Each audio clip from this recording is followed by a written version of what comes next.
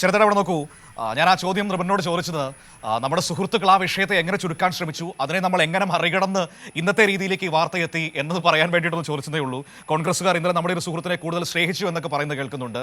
ആ മാധ്യമം തന്നെ ആ വാർത്ത മുക്കിയതായുള്ള ആക്ഷേപം സോഷ്യൽ മീഡിയയിൽ നിൽക്കുന്നു. അതവിടെ നിൽക്കട്ടെ, അത് അവരുടെ പ്രശ്നം. പക്ഷേ ഇതിനിടയ്ക്ക് വളരെ ഗൗരവത്തോടെ ചില വിഷയങ്ങളുണ്ടല്ലോ. ഒന്ന്, ഒരു ചോദ്യമുണ്ട്, ആഭ്യന്തരം വേണോ അതോ വനംവകുപ്പ് വേണോ? ഇപ്പോൾ പറയണം കേട്ടോ, പിന്നെ കിട്ടില്ല. ആ ചോദ്യം പി വി അൻവർ ഉന്നയിക്കണമെങ്കിൽ, വി ഡി സതീശനെ മാറ്റണമെന്ന ആവശ്യം പറയണമെങ്കിൽ അത് അൻവറിൻ്റെ ഒരു സ്വന്തം ചിന്തയായിരിക്കില്ലല്ലോ. അതിന് പുറകിൽ ഉണ്ടായിരുന്ന ചില രാഷ്ട്രീയ ചർച്ചകൾ കൂടി പറഞ്ഞു വെക്കേണ്ടതല്ലേ നമ്മൾ? അതെ, അത് ഒറ്റ കേൾവിയിൽ ഏവരെയും ചിരിപ്പിച്ചു കളയുന്ന ഒരു ഡിമാൻഡാണ്, ഒരു പൊളിറ്റിക്കൽ ഡിമാൻഡാണ് യു ഡി എഫിന് മുമ്പാകെ അൻവർ വെച്ച്. യാതൊരു സംശയവുമില്ല. സോഷ്യൽ മീഡിയയിൽ അത് പറക്കുകയാണല്ലോ. ആളുകളെല്ലാം അവരുടെ ഒരു മനോഗതി അനുസരിച്ച് നല്ല കമൻറ്റുകളൊക്കെ ചേർത്ത് ആ വീഡിയോ പറത്തുന്നുണ്ട്, വലിയ തോതിൽ പ്രചരിക്കുന്നുണ്ട്. പക്ഷേ അതിലെ ഏറ്റവും പ്രധാനപ്പെട്ട ഒരു വാചകം, പ്രതിപക്ഷ നേതാവ് സ്ഥാനത്ത് നിന്ന് ഇതൊന്നും എനിക്ക് വേണ്ട, പക്ഷേ പ്രതിപക്ഷ നേതാവ് സ്ഥാനത്ത് നിന്ന് വി ഡി സതീശനെ അല്ലെങ്കിൽ നിങ്ങൾ മാറ്റണം എന്ന് യു ഡി എഫുമായി സഹകരിക്കാനുള്ള ചർച്ചകൾ അതിൻ്റെ ഒരു പൂർണ്ണതയിലേക്ക് എത്തുന്ന ഘട്ടത്തിലാണ് വഴിപിരിയുന്നത്. ആ നല്ല ധാരണയുള്ളതുകൊണ്ടാണ് രാഹുൽ മാങ്കൂട്ടം അവസാനവട്ട ശ്രമം എന്ന നിലയിൽ, അദ്ദേഹം ഒരു ജൂനിയർ എം എൽ എ എന്ന നിലയിൽ സ്വയം പോയതാണോ അതോ പിടിക്കപ്പെട്ടപ്പോൾ അത് പരസ്യമായപ്പോൾ അദ്ദേഹത്തെ തള്ളിപ്പറയാൻ സ്വാഭാവികമായി യുക്തിസഹമായി ചിന്തിച്ചാൽ രാഹുൽ മാങ്കൂട്ടം അങ്ങനെ പോകണമെങ്കിൽ ഒന്നുകിൽ വി ഡി സതീശൻ പറയണം, അല്ലെങ്കിൽ ഷാഫി പറമ്പിൽ പറയണം, അല്ലെങ്കിൽ കെ സി വേണുഗോപാൽ നിർദ്ദേശിക്കണം എന്നുള്ള നിലയ്ക്കാണ് ആ ഒരു ഗ്രൂപ്പിൻ്റെ അല്ലെങ്കിൽ ആ ഒരു ടീമിൻ്റെ പോക്ക്. പക്ഷേ അവരെല്ലാം പല നിലയ്ക്കും അദ്ദേഹത്തെ തള്ളിപ്പറഞ്ഞുകൊണ്ട് അദ്ദേഹത്തെ കേവലം ഒരു ജൂനിയർ എം എൽ എ എന്ന നിലയിലേക്ക് തരം താഴ്ത്തുകയാണ് ഉണ്ടായത്.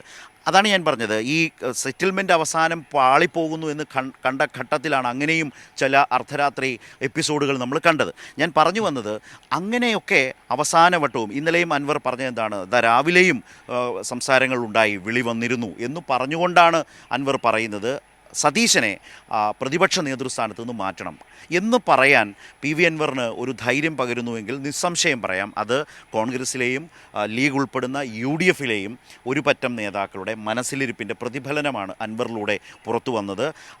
മറ്റൊന്ന് പറയുന്നുണ്ട്, ആര്യാടൻ ഷൗക്കത്ത് തീരെ ജയസാധ്യതയില്ലാത്ത നിരവധി കാരണങ്ങൾ ആവർത്തിച്ചു പറഞ്ഞുകൊണ്ട് അൻവർ പറയുന്ന സാഹചര്യം. ഇപ്പോൾ അൻവറിനെക്കുറിച്ച് ദീർഘമായി പറയേണ്ട ഒരു കാര്യവും ഈ തെരഞ്ഞെടുപ്പിൽ യഥാർത്ഥത്തിൽ നിലമ്പൂരിൽ ഒരു സവിശേഷ സാഹചര്യത്തിൽ ഇല്ല എങ്കിൽ പോലും വാക്കുകളും നിലപാടുകളും മാറ്റി മാറ്റി പറയുന്ന അൻവർ, മനു ശ്രദ്ധിച്ചിട്ടുണ്ടല്ലോ, എപ്പോഴും പറയുന്നത് എന്താണ്, രാവിലെ പറയുന്നതല്ല ഉച്ചയ്ക്ക് പറയുന്നതല്ല രാത്രിയിൽ പറയുന്നത് എന്ന നിലയിൽ, ഇപ്പോൾ അത് വേണേൽ അർദ്ധരാത്രി എന്ന നിലയിൽ മാറ്റി വരെ നമ്മൾക്ക് കൂട്ടിച്ചേർക്കാം.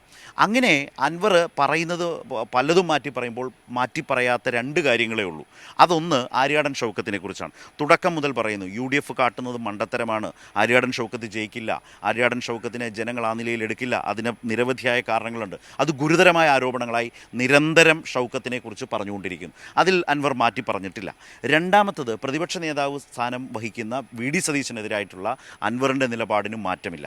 അപ്പോൾ ഈ കാര്യങ്ങളിൽ ഉറച്ചു നിന്നുകൊണ്ട് ഏറ്റവും അവസാനവും സതീശനെതിരെ പറയാൻ കഴിയണമെങ്കിൽ ഞാൻ പറഞ്ഞതുപോലെ ഈ കോൺഗ്രസിലെയും യു ഡി എഫിലെയും ലീഗ് വളരെ ശക്തമായി തന്നെ അവരുടെ യോഗത്തിൽ വലിയ വാർത്തയായി വന്നതാണല്ലോ, പ്രതിപക്ഷ നേതാവിനെതിരായ സ്വന്തം താല്പര്യങ്ങൾക്കനുസരിച്ച് പിടിവാശി പോലെയാണ് കാര്യങ്ങൾ കൊണ്ടുപോകുന്നത്. മലപ്പുറത്തിൻ്റെ ഒരു ഐക്യമുന്നണി രാഷ്ട്രീയത്തിൻ്റെ രീതി ശാസ്ത്രം മാനിക്കാതെ, ലീഗിനെ ആ നിലയിൽ പരിഗണിക്കാതെ സ്വന്തം ഇഷ്ടപ്രകാരം പോകുന്ന പ്രതിപക്ഷ നേതാവെന്ന വിമർശനം ലീഗിനുള്ളതുമെല്ലാം മനസ്സിൽ വെച്ചുകൊണ്ട് തന്നെയാണ് അങ്ങനെ പറയുന്നത്. അതിന് സാധൂകരിക്കാൻ കഴിയുന്ന ഒരു സിമ്പിൾ ഉദാഹരണം കൂടി പറയാം.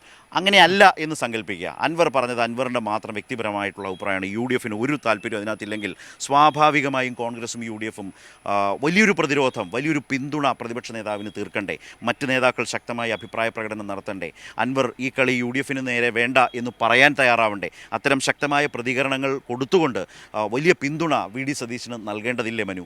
ഏതെങ്കിലും നേതാവിൻ്റെ ഭാഗത്തു നിന്ന് അതുണ്ടായോ?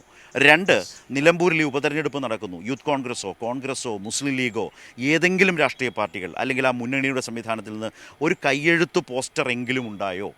അൻവറിനെതിരെ അൻവർ പ്രതിപക്ഷ നേതാവിനെ കടന്നാക്രമിക്കുന്നത് അംഗീകരിക്കാൻ കഴിയില്ല എന്ന് പറഞ്ഞുകൊണ്ട് അൻവറിന് രാഷ്ട്രീയമായൊരു മുന്നറിയിപ്പ് കൊടുക്കാനോ പ്രതിഷേധിക്കാനോ എന്തേ യു ഡി എഫ് തയ്യാറാകാത്തത്, കോൺഗ്രസ് തയ്യാറാകാത്തത് എന്നുള്ള ഇടത്താണ് യു ഡി എഫിനകത്തും ആകെയുള്ള ഒരു പറ്റം നേതാക്കളുടെ, വളരെ പ്രധാനപ്പെട്ട നേതാക്കളുടെ മനസ്സിൻ്റെ പ്രതിഫലനമാണ്, മനസ്സിലിരിപ്പാണ് അൻവറിലൂടെ പുറത്തു വന്നത് എന്ന് സ്വാഭാവികമായും കരുതാം.